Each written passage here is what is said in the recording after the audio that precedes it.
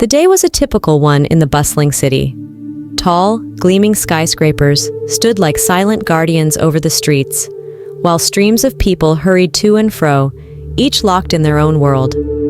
It was a city where time never seemed to stand still, and ambition was the currency that governed every action. Within this world, no one embodied that drive and ambition more than Adrian Ross, a self-made millionaire.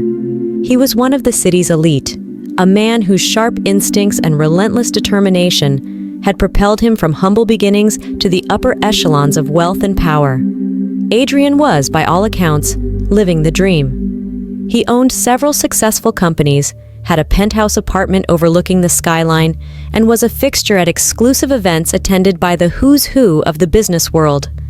His time was precious, meticulously scheduled down to the last minute.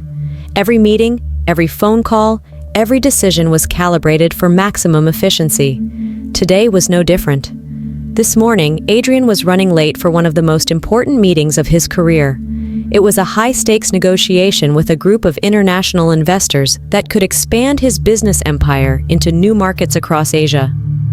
The deal had been months in the making, and the outcome could mean billions.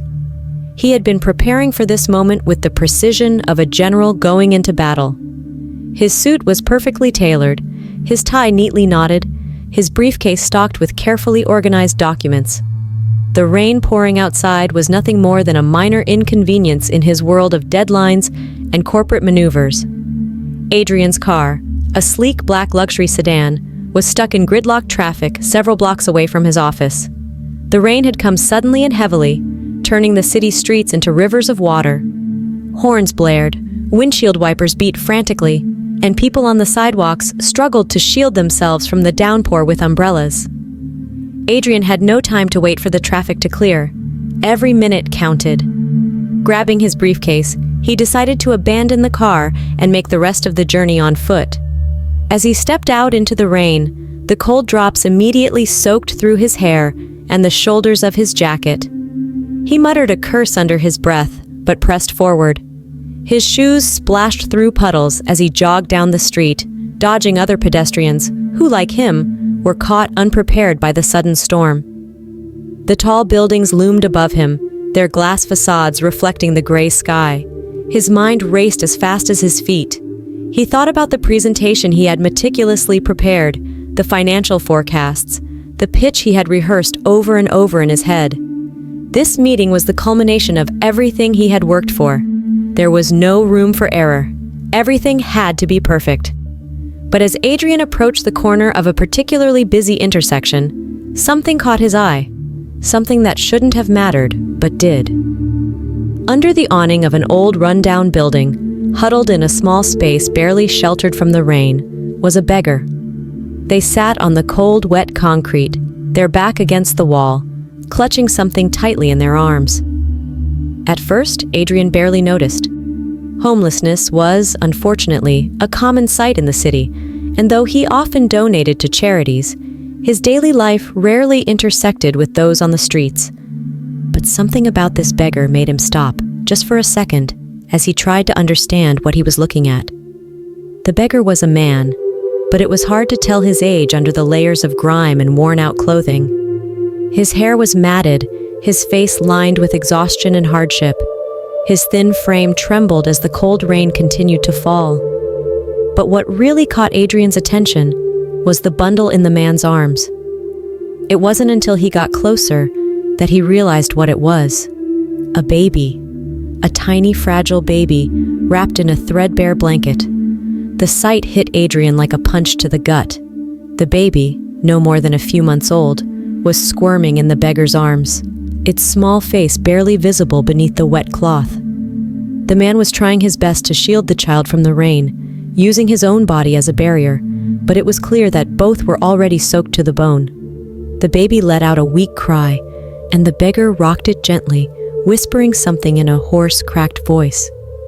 Adrian stood there, frozen for a moment. The world around him continued to move. Cars honked, people rushed past, but for him, time seemed to slow down.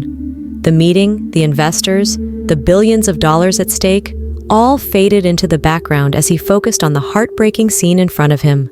For reasons he couldn't quite explain, Adrian felt a deep, unsettling sense of empathy. He had grown up in a modest household, raised by a single mother who had struggled to make ends meet.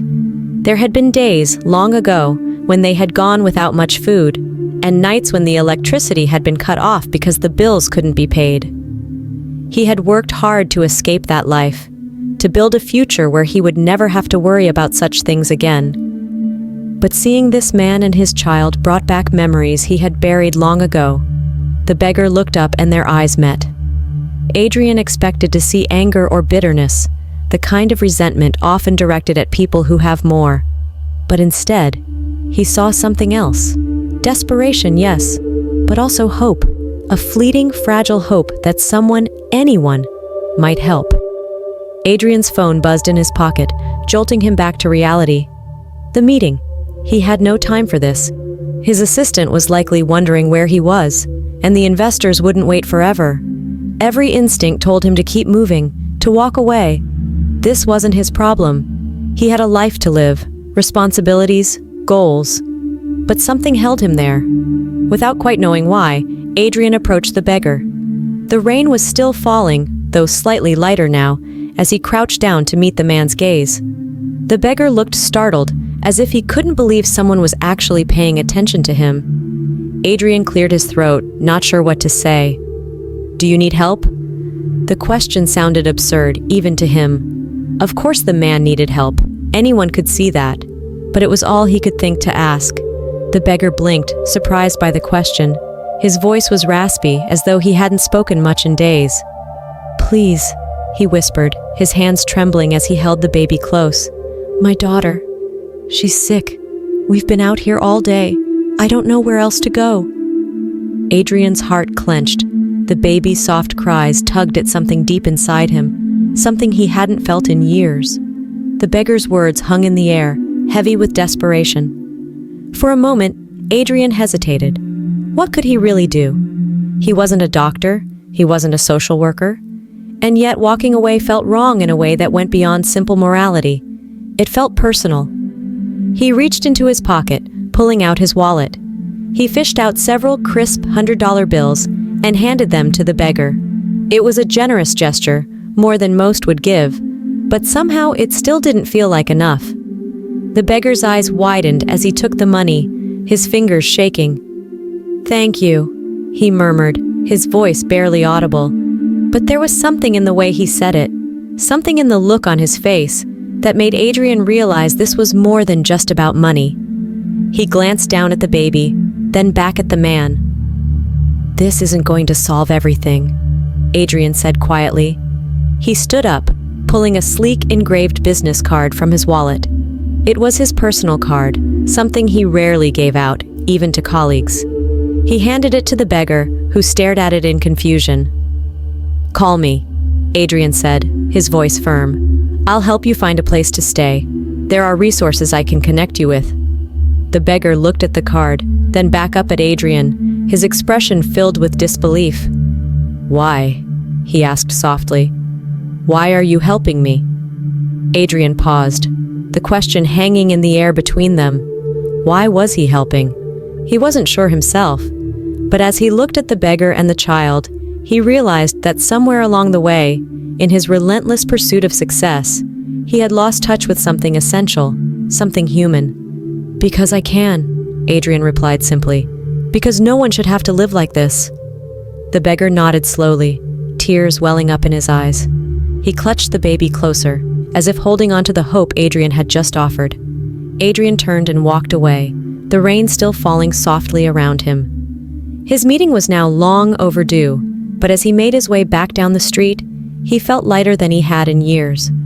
Sometimes, he thought, it wasn't about the meetings you were late for, it was about the people you met along the way.